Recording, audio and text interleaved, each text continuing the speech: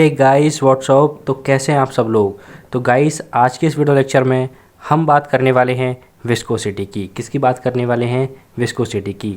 तो गाइस ध्यान दीजिएगा और ढंग से समझिएगा। तो देखिए क्या लिखा हुआ है, viscosity is a property of the fluids.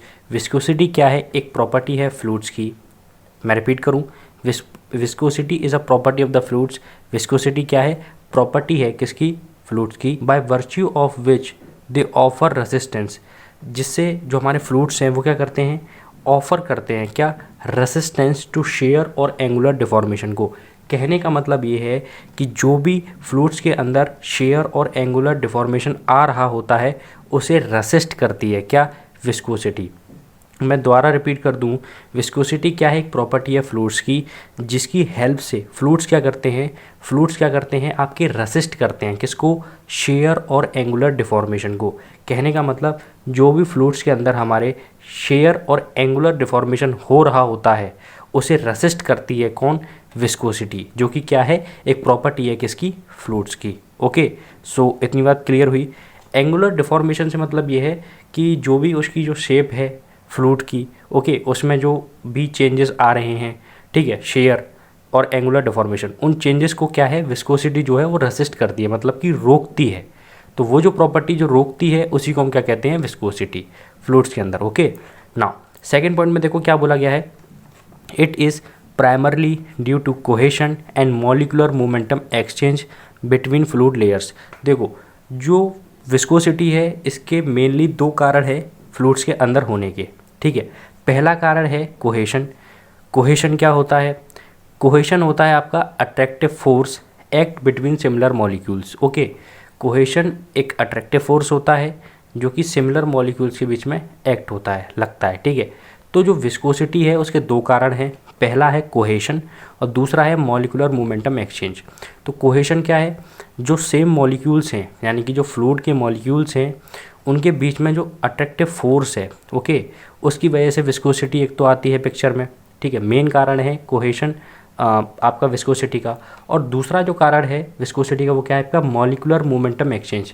कहने का मतलब ये है कि जो भी हमारे फ्लूइड हैं, फ्लूइड के पार्टिकल्स हैं, उनके पास अपनी एक काइनेटिक एनर्जी होती है, ठीक है, और वो क्या है? आपस में कोलिजन कर रहे होते हैं। तो जब वो कोलिजन कर रहे होते हैं तो वो आपके जो मोमेंटम है उसे ट्रांसफ़र भी कर रहे होते हैं, ठीक है, या फिर मैं कहूँ कि वो जो मोमेंटम है उसे एक्सचेंज कर रहे होते हैं। तो उसकी वजह से भी क्या है? हमें विस्कोसिटी देखने के लिए मिलती है फ्लूइड्स के अंदर। तो विस्कोसिटी के दो कारण हैं। पहला कारण कोहेशन, कोहेशन से मैंने आपको बता दिया, ठीक है, जो भी सिमिलर मॉलिक्यूल्स के बीच में जो फोर्सेस होते हैं उनके कारण से हमें विस्कोसिटी लिक्विड्स के अंदर देखने के लिए मिलती है। वहीं मैं बात करूँ मॉलिकुलर मोमेंटम एक्सचेंज की हेल्प से भी हमें क्या है? फ्लूइड के अंदर हमारी जो विस्कोसिटी है वो देखने के लिए मिलती है। तो यही दो कारण हैं विस्कोसिटी के फ्लूइड्स के अंदर। ओके, वही बात बोली गई है, एक्सचेंज बिटवीन फ्लूइड लेयर, मतलब कि जो भी मॉलिकुलर मोमेंटम एक्सचेंज होता है फ्लूइड लेयर्स के बीच में उसकी वजह से, और जो कोहेशन है उसकी वजह से, यही दो कारण हैं जिसकी वजह से हमें विस्कोसिटी फ्लूइड्स के अंदर देखने के लिए मिलती है, ठीक है। सो आई होप ये बात आपको क्लियर हुई होगी। एंड एज फ्लो अकर्स, जैसे ही फ्लो अकर होता है, ठीक है, मान के चलो अभी फ्लूइड रुका हुआ था, तो जैसे ही फ्लूइड फ्लो होना स्टार्ट होता है, ठीक है, जैसे ही फ्लो अकर होता है, these effects appear as shearing stresses between the moving layers. तो जो भी ये इफ़ेक्ट्स हैं, ठीक है, जो कोहेशन फोर्स है, आपका जो मॉलिकुलर मोमेंटम एक्सचेंज है, ठीक है, इनकी वजह से क्या होता है? दीज इफ़ेक्ट, ये जो इफ़ेक्ट्स हैं, appear as shearing stresses between the moving layers. तो जो फ्लूइड है अब वो मूव करने लग गया, तो जो इफ़ेक्ट्स थे आपके कोहेशन का इफ़ेक्ट, मॉलिकुलर मोमेंटम एक्सचेंज का जो इफ़ेक्ट है, ये जो इफ़ेक्ट है वो हमें अब कैसे दिखाई पड़ते हैं? वो हमें शेयरिंग स्ट्रेसेस की फॉर्म में दिखाई पड़ते हैं मूविंग लेयर्स के बीच में। कहने का मतलब ये है कि जब फ्लूइड रुका हुआ था, ठीक है, तो रुका हुआ था तो भी उसके अंदर विस्कोसिटी थी, किसकी वजह से? कोहेशन और मॉलिकुलर मोमेंटम एक्सचेंज के कारण। जैसे ही फ्लो स्टार्ट हुआ तो यही जो कोहेशन की वजह से विस्कोसिटी थी, ये जो मॉलिकुलर मोमेंटम एक्सचेंज की वजह से विस्कोसिटी थी, यही इफेक्ट हमें किस में नज़र आते हैं? फिर यही इफेक्ट हमारा किस फॉर्म में अपीयर होता हुआ नज़र आता है? शेयरिंग स्ट्रेस की फॉर्म में। जो भी फ्लूइड के अंदर शेयरिंग स्ट्रेस लगता है वो इन्हीं इफेक्ट के कारण से लगता है। ओके, सो आई होप ये दो पॉइंट आपको बड़ी ही ईजिली क्लियर हुए होंगे, ठीक है। पहले पॉइंट में बताया कि विस्कोसिटी है क्या, दूसरे पॉइंट में हमने ये बताया कि विस्कोसिटी के कारण क्या हैं, और जब फ्लो हमारा अकर होता है तो वो जो इफ़ेक्ट्स हैं वही हमें किस फॉर्म में नज़र आते हैं, एज अ शेयरिंग स्ट्रेस। ठीक है, शेयरिंग स्ट्रेस की फॉर्म में नज़र आते हैं मूविंग लेयर्स के बीच में, मतलब कि जो फ्लूइड मूव कर रहा है, जो फ्लूइड की लेयर मूव कर रही हैं, उन फ्लूइड लेयर्स के बीच में हमें शेयरिंग स्ट्रेस की फॉर्म में वो इफ़ेक्ट्स नज़र आते हैं। ठीक है, अब देखो मैंने यहाँ पर 3 डायग्राम बनाए हुए हैं। ठीक है, अब इन डायग्राम्स की हेल्प से हम एक इम्पॉर्टेंट रिजल्ट को ड्राइव करेंगे। ठीक है, तो गाइस ध्यान दीजिएगा और ढंग से समझिएगा। देखो मैं आपको जल्दी जल्दी बता देता हूँ इन डायग्राम्स के अंदर क्या है, फिर वही चीज़ मैंने यहाँ पर थ्योरी में भी लिखी हुई है, उसे भी समझते चलेंगे। ठीक है, तो देखो है क्या, मैंने यहाँ पर सबसे पहले क्या है, एक पीएम या फिर मैं कहूँ एमपी नाम की एक प्लेट ली है। ये एक इन्फिनिटी लॉन्ग प्लेट है, मतलब कि इन्फाइनाइट लॉन्ग प्लेट है, काफ़ी बड़ी प्लेट है ये। ठीक है, ऐसे ही एनओ भी एक इन्फाइनाइट लॉन्ग प्लेट है। ये एनओ और एमपी ये क्या है, प्लेट है, इन्फाइनाइट लॉन्ग प्लेट। ओके, वहाँ पर जो एम एन ओ पी जो आप देख रहे हो, ये एम एन ओ पी ये है आपका फ्लूइड एलिमेंट, ये एक आपका रेक्टेंगुलर शेप का फ्लूइड एलिमेंट है। ओके, तो यही मैंने यहाँ दिखाया हुआ है। अच्छा, ये जो पिक्चर है वो है टी समय पर, मतलब कि कुछ समय हो रहा होगा टी, उस समय हमारा 2 इनफाइनाइट लॉन्ग प्लेट के बीच में जो फ्लूइड एलिमेंट है वो रेक्टेंगुलर शेप में है, कुछ ऐसे। ओके, फिर उसके बाद हमने उसी फ्लूइड एलिमेंट की पिक्चर बनाई है टी प्लस डेल्टा टी समय पर। ठीक है, मतलब कि पहले टी समय था, अब हो गया टी प्लस डेल्टा टी समय। और जब हमने ये पिक्चर बनाई तो हमने क्या है, जो फ्लूइड एलिमेंट था हमारा 2 इन्फिनिटी लॉन्ग प्लेट्स के बीच में, एमपी और एनओ के बीच में, तो जब ये हमने पिक्चर बनाई तो हमने क्या किया, उस ऊपर वाली प्लेट पर कुछ फोर्स भी लगाया, जिसकी वजह से हमारे फ्लूइड को कुछ वेलोसिटी भी मिली। तो उसके बाद टी प्लस डेल्टा टी समय में ये पिक्चर बनी, ऐसे ही टी प्लस 2 डेल्टा टी समय में ये पिक्चर बनी। ठीक है, तो अभी के लिए आप इतना ही समझ लीजिए, और जैसे जैसे हम पढ़ेंगे आपको ये सारी की सारी चीज़ें बहुत अच्छे से क्लियर होती चलेंगी। ठीक है, तो चलेगा, स्टार्ट करते हैं। अच्छा, ये पढ़ क्यों रहे हैं, जैसा कि मैंने अभी थोड़ी देर पहले ही बताया, हमें यहाँ से एक इम्पॉर्टेंट रिजल्ट को ड्राइव करना है। ठीक है, इसलिए हम इसे पढ़ रहे हैं, तो ध्यान दें गाइस और ढंग से समझें। तो स्टार्ट करते हैं, बहुत आसान है, ऐसा कोई टिपिकल नहीं है कि आपको नहीं आएगा, अभी 2 मिनट में सारी चीज़ें क्लियर हो जाएंगी। तो देखो, consider the behaviour of A fluid element.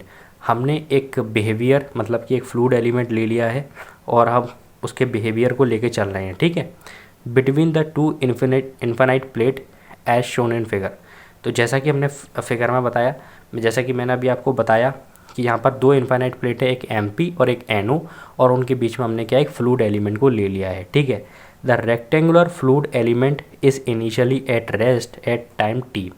जब समय टी हो रहा था तो जो हमारा fluid element, rectangular fluid element जो है वो क्या था, इनिशियली रुका हुआ था। इनिशियली मतलब रेस्ट पोजीशन पर था, उसके अंदर कोई मूवमेंट नहीं हो रहा था। ठीक है, इतनी बात क्लियर हुई, आगे बढ़ते हैं। अब देखो क्या हुआ, let us now suppose a constant rightward force del F X is applied to the upper plate so that it is dragged across the fluid at constant velocity del U. देखो बहुत सही बात बोली गई है, क्या सही बात बोली गई है। अब ये हमारे पास कंडीशन थी, ये मतलब कि टी समय पर हमारा जो फ्लूइड एलिमेंट है वो रेक्टेंगुलर शेप में था 2 इन्फिनाइट प्लेट्स के बीच में, और वो इनिशियली रेस्ट पोजीशन में था। ठीक है, फिर हमने क्या किया, हमने उस हमारी जो ऊपर वाली प्लेट थी एमपी, उसमें हमने एक राइट हैंड साइड डायरेक्शन में एक फोर्स लगाया, डेल एफ एक्स। कितना फोर्स लगाया, डेल एफ एक्स। ओके, जो आप यहाँ देख रहे हो, जैसे मैंने यहाँ डेल एफ से दिखा भी दिया, या एक्स और लगा लीजिएगा, कोई दिक्कत नहीं है, मैं लगा देता हूँ। ठीक है, तो मैंने यहाँ पर एक फोर्स लगाया डेल एफ एक्स। जैसे मैंने ये डेल एफ एक्स फोर्स लगाया इस ऊपर वाली प्लेट पर, ठीक है कि नहीं। अब ये ऊपर वाली प्लेट जो है ये फ्लूइड है मान के चलो, और ये है प्लेट। तो जैसे ही मैंने इस पर फोर्स लगाया तो ये किसकेगी, राइट हैंड डायरेक्शन में प्लेट। भाई तो ऐसी बात है, ये प्लेट है मान के चलो, ये प्लेट है, और जैसे ही मैंने इस पर फोर्स लगाया तो ये किसकेगी ऐसे करके। ठीक है, जो प्लेट है वो किसकेगी, तो वही हुआ। तो जैसे ही मैंने इसमें राइट हैंड डायरेक्शन में फोर्स लगाया, यानी कि इस डायरेक्शन में जैसे ही मैंने इसमें फोर्स लगाया तो जो प्लेट है वो इस तरफ खिसकी, है ना, डेल एफ एक्स से। ठीक है, डेल एफ एक्स फोर्स लगाया राइट हैंड डायरेक्शन में, तो जिसकी वजह से प्लेट खिसकेगी। अब प्लेट खिसकेगी तो प्लेट के पास एक वेलोसिटी भी आएगी उस समय। ठीक है, उस वेलोसिटी को मैंने नाम दिया है क्या, डेल यू। बोलो इतनी बात क्लियर है। मैं दोबारा रिपीट करूँगा, देखो मैंने क्या बोला है, हमारे पास 2 इन्फिनिटी लॉन्ग प्लेट थी। इनिशियली हमारा जो फ्लूइड एलिमेंट जो था वो रेक्टेंगुलर शेप में था, और वो रुका हुआ था टाइम टी पर। ओके, जैसे ही मैंने क्या किया, राइट हैंड डायरेक्शन में एक फोर्स लगाया डेल एफ एक्स ऊपर वाली प्लेट पर, तो जो ऊपर वाली प्लेट है वो किसके की, हमारी राइट हैंड डायरेक्शन में, क्योंकि हमने फोर्स भी राइट हैंड डायरेक्शन में लगाया है।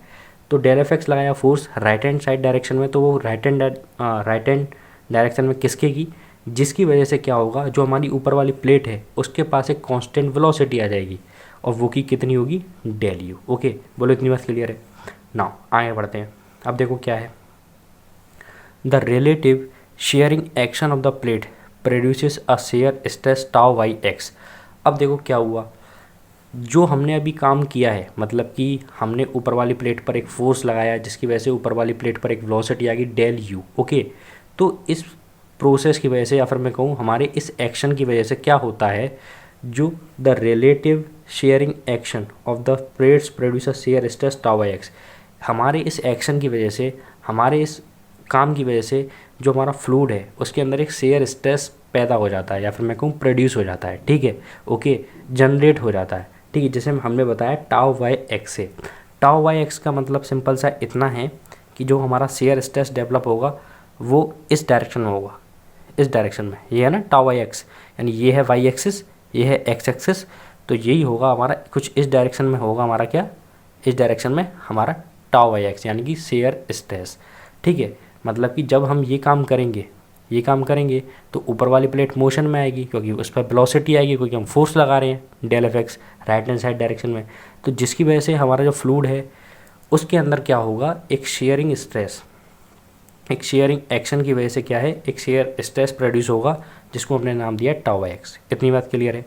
ठीक है, आगे चलते हैं।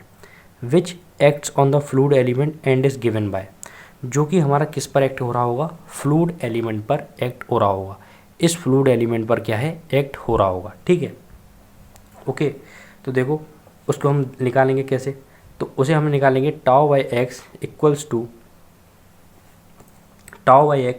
To limit del A Y tends to zero del F X by del A Y. Okay, देखो जो हमारा टाउ बाई एक्स है, जो हमने अभी बात करी कि ये जो आएगा हमारे रिलेटिव एक्शन की वजह से, जो भी हमने रिलेटिंग शेयरिंग एक्शन किया है प्लेट के ऊपर, उसकी वजह से हमारे फ्लूइड के अंदर क्या होगा, एक शेयर स्ट्रेस प्रोड्यूस होगा, जनरेट होगा। ठीक है, जैसे हमने नाम दिया टाउ बाई एक्स। ओके, जो टाउ बाई एक्स है वो हमें कैसे मिलता है, which acts on the fluid element, जो कि फ्लूइड एलिमेंट पर एक्ट हो रहा है, वो हमें कैसे मिलता है, वो मिलता है हमें tau by X equals to limit del A Y tends to zero del F X by del A Y. Okay, देखो वो मिलता तो हमें del F X by del A Y से ही है केवल, लेकिन हमने यहाँ पर लिमिट लगा दी है del A Y tends to zero करके, ताकि जो हमारा ये टेल वाला फंक्शन है ये हमारा डिफरेंशियल फंक्शन में कन्वर्ट हो सके। ठीक है, ओके, यहाँ पर देखो क्या है, एफ एक्स आप जानते हो राइट हैंड डायरेक्शन में लगने वाला फोर्स है। ठीक है, जो कि हमने ऊपर वाली प्लेट पर राइट हैंड डायरेक्शन में जो फोर्स लगाया वो है। वेयर एस अगर मैं बात करूँ ए वाई की, डेल ए वाई की, तो डेल मीन्स छोटा, ए वाई मीन्स एरिया होगा। ठीक है, तो वही बात बोली गई है, where del A Y is the area of contact of the fluid element with the plate and del F X is the force exerted by the plate on that element. Simple सी बात है। ठीक है, कहने का मतलब ये है कि देखो ये हमारी प्लेट थी, जब हमने इस पर राइट हैंड डायरेक्शन में फोर्स लगाया तो डेल एफ एक्स हो गया हमारा फोर्स। ठीक है, अब ये फोर्स हमने प्लेट पर लगाया है, तो तैसी बात है प्लेट के कांटेक्ट में हमारा फ्लूइड भी था। भाई ये प्लेट थी और ये था हमारा क्या, फ्लूइड। ठीक है, ये थी हमारी प्लेट, ये था हमारा फ्लूइड। तो जब हम प्लेट पर हमने फोर्स लगाया तो उसका इफेक्ट हमें यहाँ भी तो देखने के लिए मिलेगा आपके फ्लूइड पे। तो जितना फोर्स हमने क्या है डेल एफ एक्स आपका प्लेट पर लगाया, वही उतना ही फोर्स का इफेक्ट हमें क्या है इस फ्लूइड पे भी देखने के लिए मिला। ठीक है, तो वही बात यहाँ लिख दी है, देखो कि del F X is the force exerted by the plate on that element. तो डेल एफ एक्स यहाँ पे क्या है, वो फोर्स है जो कि प्लेट के द्वारा लगाया गया है उस फ्लूइड एलिमेंट पर। ठीक है, इतनी बात क्लियर हुई। ए वाई क्या है, डेल ए वाई क्या है, डेल ए वाई क्या है, एरिया। ठीक है, del A Y is the area of contact of the fluid element with the plate. कहने का मतलब जो डेल ए वाई है वो क्या है, एरिया है उस फ्लूइड एलिमेंट का जो कि कॉन्टैक्ट में था, किसके, प्लेट के। समझ गए, कहने का मतलब ये है कि ये प्लेट है, इस प्लेट के कॉन्टैक्ट में हमारा फ्लूइड एलिमेंट होगा। तो जब हमने फोर्स लगाया तो तो जितना एरिया फ्लूइड एलिमेंट का कॉन्टैक्ट में था प्लेट के, वही हमारा एरिया क्या है, डेल ए वाई। ओके, वही है डेल ए वाई। ठीक है, अब हमने simple del F X by del A Y होता है टाउ बाई एक्स, लेकिन इसे ये डेल फंक्शन था, इसे हमें डिफरेंशियल में बदलने के लिए हमने लिमिट और ले ली। Limit del A tends to zero, A Y tends to zero का मतलब सिंपल ये है कि यहाँ पर ए वाई जो है वो काफ़ी स्मॉल है। ठीक है, मतलब कि जीरो के बराबर है। तो जिससे कि हमारा जो डेल वाला फंक्शन था वो किस में कन्वर्ट हो गया है, डिफरेंशियल फंक्शन में कन्वर्ट हो गया है। Del F x del A Y से, ठीक है, लिमिट लगाने पर हमारा क्या आ गया है, D F X by D A Y. ठीक है, यानी डिफरेंशियल फोर्स एफ एक्स और डिफरेंशियल ए वाई। ओके, यानी कि एक छोटी, काफ़ी छोटी वैल्यू आ गई है किसकी, एक डिफरेंशियल वैल्यू आ गई है एफ एक्स की, फोर्स की, और एक डिफरेंशियल वैल्यू आ गई किसकी, एरिया की। ओके, तो ये आ गया हमारा tau by X equals to. Okay, इतनी बात क्लियर हुई। ए वाई क्या है ये भी समझ में आ गया, एफ एक्स क्या है ये भी समझ में आ गया। ठीक है, नाउ आगे बढ़ते हैं। अब देखो क्या हुआ, various position of the fluid element shown in figure illustrate the deformation of the fluid element from position m and op at time t to m dash n o p dash at time t plus delta t to m double dash n o p double dash at time t plus 2 delta t due to the imposed shear stress। देखो अब है क्या, कहने का मतलब ये है, देखो अब फिगर पे आ जाओ। हमारा फ्लूइड एलिमेंट रेक्टेंगुलर शेप में था, ये ऊपर वाली प्लेट एम पी, ये नीचे वाली प्लेट एन ओ। ठीक है, ये रेक्टेंगुलर शेप में था। जैसे ही मैंने इस पर राइट हैंड डायरेक्शन में फोर्स लगाया तो हमारी जो प्लेट है वो खिसकेगी राइट हैंड साइड डायरेक्शन में। जब वो खिसकी तो उसके पास एक वेलोसिटी भी आई डेल यू, तो मैंने वेलोसिटी लिख दी डेल यू, फोर्स लिख दिया डेल एफ एक्स। ओके, अब देखो जब ये खिसकेगी तो जो इसके कॉन्टैक्ट में जो फ्लूइड है वो भी खिसकेगा, तो वो कुछ सीधा ना रह कर वो कुछ कैसा हो गया, टेढ़ा हो गया। जैसा कि आप देख रहे हो, ये मैंने डार्क से दिखाया हुआ है, ये अब हो गया है। कहने का मतलब पहले था वो रेक्टेंगुलर शेप में, अब वो कुछ ऐसे हो गया है, पैरेललोग्राम टाइप शेप में हो गया है। ठीक है, ओके, और ये डॉटेड से दिखाया हुआ है मैंने क्या, कि ये पहले था, मतलब कि M P N O shape में पहले था, लेकिन अब वो कैसा हो गया है, M dash N O P dash, ये हो गया है। ठीक है, यानी कि आप देख रहे हो कि जो पॉइंट एम था अब वो क्या हो गया, एम डैश, जो पॉइंट पी था वो क्या हो गया, पी डैश। ओके, ये बात समझ में आ रही है। ठीक है, कहने का मतलब ये है कि जो हमारा फ्लूइड एलिमेंट है वो क्या है, थोड़ा सा, अब फ्लूइड एलिमेंट क्या है, वो किसका क्यों है, क्योंकि वो प्लेट की वजह से खिसक गया है। ठीक है, वो किसकी वजह से, प्लेट की वजह से, क्योंकि हमने प्लेट पर फोर्स लगाया है और प्लेट के कॉन्टैक्ट में फ्लूइड भी था तो वो भी खिसक गया, यानी कि उसमें अंदर कुछ डिफॉर्मेशन आ गया है। ठीक है, ओके, अच्छा वो डिफॉर्मेशन आया कितना है, वो डिफॉर्मेशन आया डेल अल्फ़ा। ओके, कितना डिफॉर्मेशन आया, डेल अल्फ़ा, यानी पहले पोजीशन थी एम, अब हो गया वो एम डैश, तो कितना डिफॉर्मेशन आया होगा। ठीक है, वो हमने मान लिया कितना, डेल अल्फ़ा। ठीक है, अच्छा इस समय था टाइम टी, और जब ये प्रोसेस हमने करी तो जो टाइम टी था उसमें डेल्टा टी समय और ऐड हो गया, यानी कि हम कह सकते हैं कि डेल्टा टी समय के अंदर कितना चेंज आया है हमारे फ्लूइड एलिमेंट के अंदर, डेल अल्फ़ा। ओके, कितना चेंज आया है, डेल अल्फ़ा। याद रखिएगा यहाँ पर समय था टी, यहाँ पे हो गया टी प्लस डेल्टा टी, यानी कि डेल्टा टी समय के अंदर कितना चेंज आया हमारे फ्लूइड एलिमेंट के अंदर, डेल अल्फ़ा। तो डेल अल्फ़ा क्या है, डिफॉर्मेशन है जो हमारे फ्लूइड एलिमेंट के अंदर आया है डेल एफ एक्स फोर्स लगाने पर राइट हैंड साइड डायरेक्शन में। ठीक है, और प्लेट की वेलोसिटी कितनी हो गई है, डेल यू। ओके, फिर हमने क्या किया, फिर हमने फिर से फोर्स लगाया, मतलब ये हो गया टी प्लस डेल्टा टी समय के लिए, फिर हमने डेल्टा टी समय के लिए फोर्स लगाया।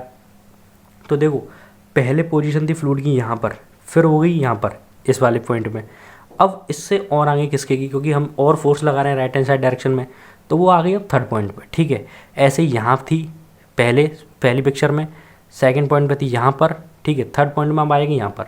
ठीक है, तो ये है हमारा एक्चुअल फ्लूइड एलिमेंट, और ये है हमारी क्या है, इनिशियल और सेकंड वाली पोजीशन। ठीक है, ओके, तो दिखाया हुआ है ये किस समय की बात हो रही है, टी प्लस 2 डेल्टा टी की। ठीक है, ऐसे ही यहाँ पर जो एंगल है वो कितना चेंज हो जाएगा, वो हो जाएगा ये वाला एंगल चेंज। यहाँ पर था डेल अल्फ़ा, तो यहाँ पर डेल अल्फ़ा एंगल और ऐड हो जाएगा, तो ये हो जाएगा कितना, 2 डेल अल्फ़ा।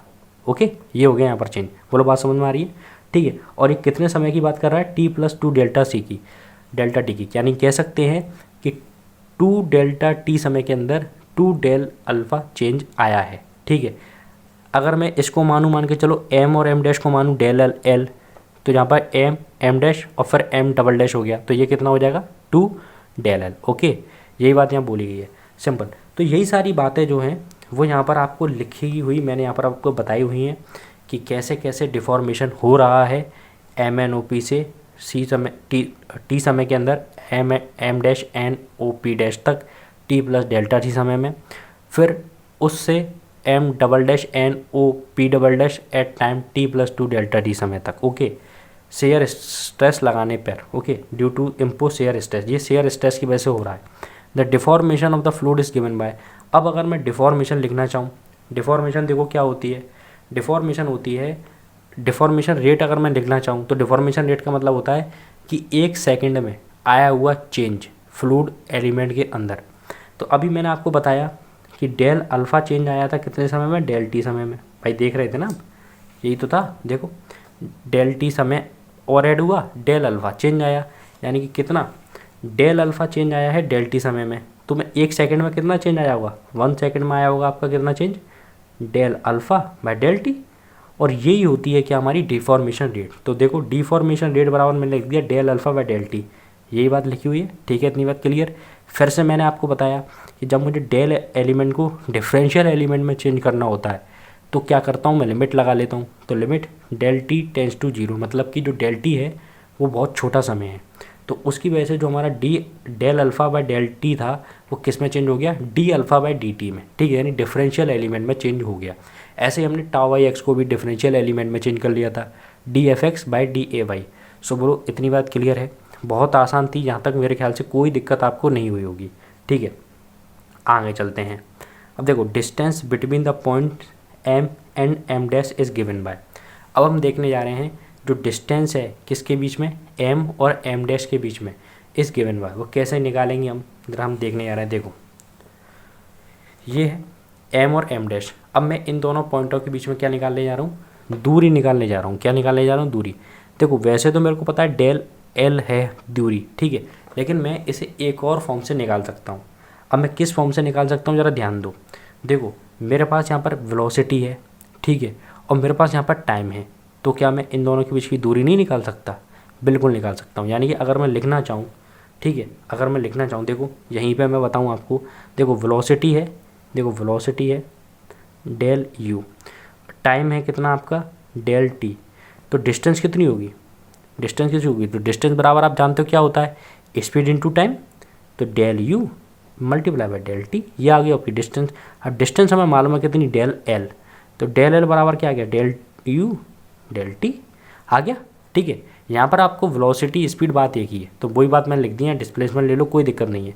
तो देखो हमें निकालनी थी एम और एम डैश, तो इसे हम कैसे निकाल सकते हैं, कांस्टेंट वेलोसिटी मिली आपकी प्लेट को डेल यू, ठीक है, वहीं पर कितने समय के अंदर मिली है, डेल टी समय के अंदर। तो मेरे को डिस्टेंस निकालनी है एम और एम डैश के बीच में, तो क्या आएगी, distance equals to velocity into time, velocity है डेल यू डेल टी, तो बस आपका डेल एल बराबर क्या आ गया, del U into del T. यही बात मैंने यहाँ लिखी हुई है, देखो सिंपली यही बात मैंने यहाँ लिखी हुई है कि जो डिस्टेंस है एम और एम डैश के बीच में वो कैसे गिवन बाय होगी हमें, del L equals to del U by del T. Okay, बोलो ये बात क्लियर हो गई, पहली इक्वेशन बन गई। अब देखो दूसरी बात मैंने क्या लिखी है, ऑल्टरनेटिवली फॉर स्मॉल एंगल्स। अगर मैं बात करूँ स्मॉल एंगल्स के लिए, ठीक है, स्मॉल एंगल्स मतलब छोटे छोटे एंगल्स के लिए, then del L equals to आएगा डेल वाई डेल एल्फा के। अब ये कैसे आया, ज़रा बात को समझो। देखो देखो मैं इस वाले ट्राइंगल को लेके चल रहा हूँ, इस वाले ट्राइंगल को लेके चल रहा हूँ, ठीक है, ओके, सॉरी आपको दिख नहीं रहा होगा, यस, मैं इस वाले ट्राइंगल को लेके चल रहा हूँ, ठीक है। ये है एक 90 डिग्री का एंगल, ये वाला आप देख पा रहे होंगे, ये वाला एंगल 90 डिग्री का है, ठीक है, क्योंकि ये रेक्टेंगल था।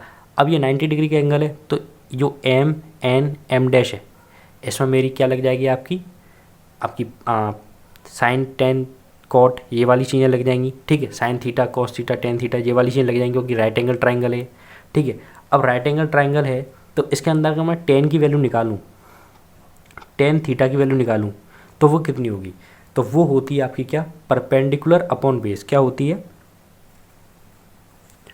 तो टेन थीटा की वैल्यू निकालूँ तो टेन थीटा की वैल्यू क्या होती है, परपेंडिकुलर बाय बेस। अब देखो परपेंडिकुलर क्या है यहाँ पर, परपेंडिकुलर होता है आपका जो एंगल है हमारा डेल अल्फ़ा, इसके सामने वाली साइड, यानी कि एम से लेके एम डैश की दूरी, और वो कितनी है, डेल एल, तो डेल एल हो गया, ओके, डिवाइडेड बाय, अब होता है बेस। बेस क्या है, ये वाला, यानी एम एन। अब एम एन कितनी है, ये एम एन होती है आपकी डेल वाई। ओके, जो एम और एन है यानी एम या और एन यानी प्लेट के बीच में जो दूरी है वो कितनी है, डेल वाई, तो वो आ गई डेल वाई। ठीक है, इतनी बात बोलो क्लियर है, बोलो इतनी बात क्लियर है। ठीक है, अब देखो यहाँ पर मैंने लिखा है टेन थीटा, लेकिन यहाँ पर एंगल थीटा नहीं है, एंगल क्या है, डेल अल्फ़ा है। तो मैं लिखूँगा tan del alpha equals to क्या आ गया, del L by del Y. बोलो इतनी बात क्लियर है, बोलो इतनी बात क्लियर है। यहाँ पर था मैंने थीटा नहीं था लेकिन डेल अल्फ़ा था, तो मैंने लिख लिया डेल अल्फ़ा, यानी tan del alpha equals to क्या आ गया, del L by del Y. इतनी बात क्लियर है। ठीक है, अब देखो इसी बात को अगर मैं यहाँ लिख दूँ तो क्या बन जाएगी ये बात, del Y multiply by tan del A alpha equals to del L. बोलो इतनी बात क्लियर है। अब देखो इसने बोला है ऑल्टरनेटिवली फॉर स्मॉल एंगल्स, मैंने यहाँ लिखा है ना फॉर स्मॉल एंगल्स। अगर जब भी हम स्मॉल एंगल की बात करते हैं, छोटे एंगल्स की, तो छोटे एंगल्स के केस में यहाँ लिख देता हूँ टेन डेल अल्फ़ा ले लो, चाहे केवल डेल अल्फ़ा ले लो, बात एक ही है। यानी टेन डेल अल्फ़ा की वैल्यू और डेल अल्फ़ा की वैल्यू बात एक ही होती है। तो इस चीज़ को मैं ये चीज़ लिख सकता हूँ, तो यानी क्या आ जाएगा मेरा, del Y multiply by del alpha equals to del L. एक इक्वेशन ये आ गई। ये इक्वेशन मैंने वहाँ नीचे लिखी हुई है, ज़रा देखो, del L equals to del Y multiply by del alpha. बोलो बात समझ में आई। अब देखो इक्वेशन नंबर 1 इक्वेशन नंबर 2 दोनों में डेल एल है, तो मैं दोनों को इक्वेट कर रहा हूँ। तो देखो मैंने दोनों इक्वेशन को इक्वेट कर दिया। अब मैंने दोनों इक्वेशन को इक्वेट किया तो मेरी इक्वेशन बनी del U by del T equals to del Y by del alpha.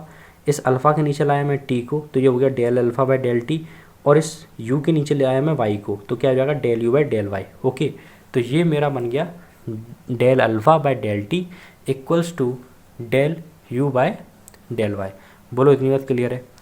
अब बस इतनी बात क्लियर हो गई। अब एक चीज़ और देखनी है हमें, फिर ही हमारा जो डेरिवेशन है वो ख़त्म हो जाएगा। देखो अब taking the limits of both side, कहने का मतलब ये है कि जो हमारा ये डेरिवेशन आया है, ये जो चीज़ आई है del alpha by del T equals to del U by del Y, ये जो रिलेशन है, अब ये क्या है, हमारा डेल फंक्शन में है। अब हम इसे डिफरेंशियल फंक्शन में चेंज करना चाहते हैं, तो हम दोनों साइड लिमिट ले देंगे। ठीक है, जिसकी वजह से हमारा क्या है, डिफरेंशियल फंक्शन में चेंज हो जाएगा। ठीक है, क्योंकि हम मोस्टली जो डील करते हैं वो डिफरेंशियल फंक्शन में करते हैं, इसलिए हम इसे डिफरेंशियल फंक्शन में कन्वर्ट कर रहे हैं रादर देन डेल। ओके, याद रखिएगा, taking the limits of both side. अब मैंने दोनों साइड लिमिट ले ली, तो देखो इधर भी मैंने ले लिया limit del T tends to zero, इधर भी ले लिया limit del T tends to zero, यानी कि बहुत छोटे समय की बात हो रही है। तो ये जो ऊपर वाला फंक्शन है del alpha by del T, ये कन्वर्ट हो गया D alpha by D T में, और ये था del U by del Y, ये कन्वर्ट हो गया D U by D Y में। तो ये हमारा एक इम्पॉर्टेंट रिलेशनशिप आता है, ठीक है, इस विस्कोसिटी से। ठीक है, हमारा क्या रिलेशनशिप आया है, D alpha by D T equals to D U by D Y. Okay, अब ज़रा बात को समझो, इसी को मैंने यहाँ पर लिख दिया है the rate of angular deformation. ये क्या है, रेट है एंगुलर डिफॉर्मेशन की। ठीक है, इस इक्वल, ये बराबर होती है किसके, velocity gradient across the flow. इसे हम बोलते हैं क्या, इसे हम बोलते हैं वेलोसिटी ग्रेडियंट। ठीक है, वेलोसिटी ग्रेडियंट मतलब कि डिस्टेंस के हिसाब से वेलोसिटी चेंज हो रही है, क्योंकि वाई क्या है डिस्टेंस है, यू क्या है वेलोसिटी है, और इसे बोलते हैं हम क्या, एंगुलर डिफॉर्मेशन। ये मैंने अभी आपको बताया। ठीक है, क्योंकि अल्फ़ा क्या है angle, D T D alpha by D T क्या है, एंगुलर डिफॉर्मेशन, मतलब कि एक सेकंड में आया हुआ चेंज, एंगुलर डिफॉर्मेशन। ओके, तो हमारा विस्कोसिटी से एक इम्पॉर्टेंट रिलेशनशिप आई, क्या आई, कि जो D alpha by D T है वो बराबर होता है किसके, D U by D Y के। ओके, तो जहाँ भी आपको D U by D Y लिखा हो या D alpha by D T लिखा हो, बात एक ही है, क्योंकि वो दोनों इक्वल ही होते हैं। ठीक है, ऑन द, तो ये बात यही लिखी हुई है, thus the rate of angular deformation, जो रेट है एंगुलर डिफॉर्मेशन की, इज़ इक्वल टू, वो इक्वल होती है किसके, velocity gradient across the flow, मतलब कि जो फ्लो हो रहा है उसके अंदर वेलोसिटी ग्रेडियंट है उसके बराबर होती है। ठीक है, इतनी बात क्लियर हुई। On the basis of relation between the applied stress, देखो किस relation, on the basis of relation, किस रिलेशन पर based, between the applied stress and the flow और रेट ऑफ डिफॉर्मेशन, मतलब कि हमारा जो शेयर स्ट्रेस होगा टाउ, ठीक है, और उसका रिलेशन किससे, रेट ऑफ डिफॉर्मेशन से। रेट ऑफ डिफॉर्मेशन से fluids can be categorize as Newtonian और नॉन न्यूटोनियन फ्लूइड्स। कहने का मतलब ये है कि जो हमारा एंगुलर डिफॉर्मेशन है, या फिर मैं कहूँ जो रेट ऑफ डिफॉर्मेशन है इसका जो हमारा शेयर स्ट्रेस है उससे रिलेशन, ठीक है, उस रिलेशन पर हमारा जो फ्लूइड है उसको बांटा गया है दो कैटेगरीज में, न्यूटोनियन और नॉन न्यूटोनियन फ्लूइड्स में। ओके, अब क्या रिलेशन होता है शेयर स्ट्रेस और रेट ऑफ डिफॉर्मेशन के बीच में, ठीक है, और किसे कहते हैं हम न्यूटोनियन फ्लूइड और किसे कहते हैं हम नॉन न्यूटोनियन फ्लूइड, ये हम बात करेंगे आगे आने वाली वीडियो में। मैं दोबारा रिपीट कर दूं, यहाँ पर क्या बात बोली गई है, on the basis of relation, basis of relation, किसके रिलेशन के बेसिस पर, बिटवीन द अप्लाइड स्ट्रेस, जो अप्लाइड स्ट्रेस है मतलब कि टाउ, एंड द फ्लो, जो फ्लो हो रहा है D alpha by D T कह लो या फिर हम वेलोसिटी ग्रेडियंट कह लो, उनके बेसिस पर, ठीक है, हमारे जो फ्लूइड्स हैं मतलब कि टाउ का यानी शेयर स्ट्रेस का और जो वेलोसिटी ग्रेडियंट है, क्योंकि ये कुछ भी क्या हो सकता है ना, ये तो D U by D Y, क्योंकि अभी निकाला, ये तो सेम ही है दोनों की वैल्यू। तो टाउ का क्या रिलेशन है D alpha by D T और D U by D Y से, इस रिलेशन के बेसिस पर हमारे जो फ्लूइड्स हैं उनको दो भागों में बांटा गया है, पहला न्यूटोनियन फ्लूइड, दूसरा नॉन न्यूटोनियन फ्लूइड्स। तो हम आगे आने वाली वीडियो में देखेंगे कि क्या होते हैं न्यूटोनियन फ्लूइड्स और क्या होते हैं non Newtonian fluids. So guys, I hope आपको ये वीडियो पसंद आई होगी और जितनी भी चीज़ें मैंने आपको इस वीडियो के अंदर समझाई हैं वो आपको क्लियर हुई होंगी। अगर फिर भी आपको इस वीडियो से रिगार्डिंग कोई भी डाउट है तो आप उसे कमेंट सेक्शन में पोस्ट कर सकते हैं। तो गाइस, आज की वीडियो में इतना ही। Thank you for watching this video.